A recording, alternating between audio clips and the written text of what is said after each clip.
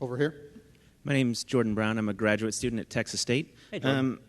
And earlier you talked about the Tea Party candidates that lost in their primaries, and you said it was because they got grossly outspent. And I was wondering if that meant you and the three amigos would be co-sponsoring a bill to overturn Citizens United to get money out of politics so more Tea Party candidates could win.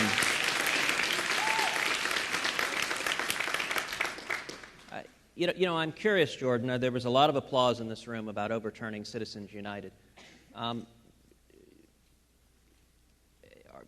Do you know what what Citizens United was about, what the facts were that led to that case? You mean the ruling of the case that citizens are people, or that corporations count as people and they can spend unlimited amount of money? No, that's actually what you're told the ruling was, but...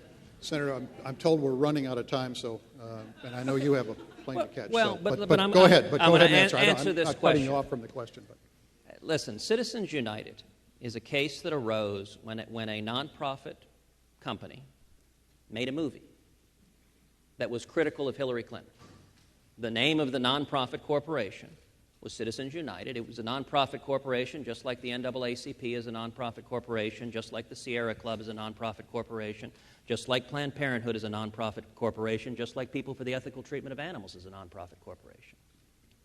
Because this nonprofit group made a movie critical of Hillary Clinton, the federal government tried to impose civil and criminal fines on them for making a movie. And I'll tell you more broadly, we just had a week ago in the Senate a vote on the Senate floor for a constitutional amendment that was introduced by Democratic senators that would have repealed the free speech protections of the First Amendment. And it was breathtaking in its scope. I would encourage you, if you're interested in the issue, rather than listening to the caricatures, watch the debates in the Senate Judiciary Committee and in the Constitution Subcommittee on this amendment. Because I can tell you in the Constitution Subcommittee, I asked the chairman of the committee, Dick Durbin, who introduced this amendment, 3 questions. Should Congress have the constitutional authority to ban movies? Should Congress have the constitutional authority to ban books? And should Congress have the constitutional authority to ban the NAACP from speaking about politics? And I said, in my view, the answer to all 3 is unequivocally no, because I believe in the First Amendment. And yet the amendment that was introduced, and I encourage you to read the text of the amendment. The amendment that was introduced said for any corporation, Congress could prohibit, and prohibit is the word that was in that amendment, that corporation from speaking about politics. Now, for movies, Paramount Pictures is a corporation. Under the text of it, Congress could say you cannot make a movie making fun of politicians. Congress could prohibit Michael Moore from making his movies. I think they're silliness, but I think he's got a First Amendment right to make them. On books, Simon & Schuster is a corporation. Under the text of the amendment, Congress could prohibit Simon & Schuster from publishing a book. And let me note, look, I mean, a lot of the folks in this room are from Austin. Y'all may be not inclined to believe a Republican, especially a conservative Republican. And in fact, you may just not be inclined to believe any politician, which is a pretty healthy instinct. So if you're not inclined to believe me on this, perhaps you would believe that famed right-wing organization, the ACLU. The ACLU said in writing, and I'd encourage you to read their letter, which I entered in the congressional record, said in writing this amendment would fundamentally break the Constitution and destroy civil liberties for generations to come. And in fact, the ACLU said in writing, this amendment would allow Congress to ban Hillary Clinton's new book, Hard Choices.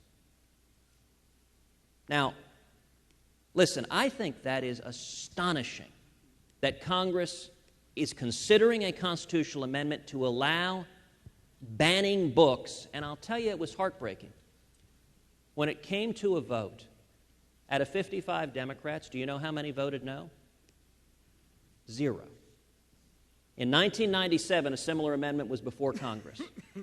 And there were a number of Democrats then, a number of liberals who actually stood up and defended free speech. Russ Feingold, a lion of the left, said, the Bill of Rights is not a rough draft. We have to stop treating it as such.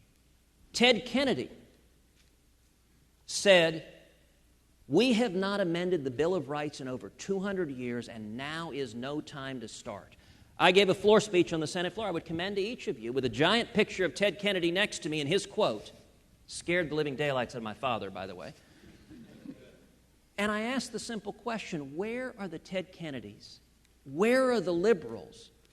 It is heartbreaking in that we have a bipartisan system of two major parties, that one of the major parties, the Democratic Party in the Senate, you cannot find a single Democrat who would rise in defense of the First Amendment. So no, I don't think we should be silencing citizens from expressing their political views.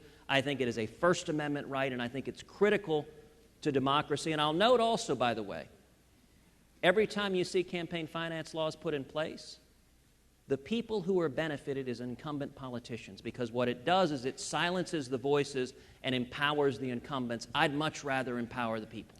Senator, thank you very much.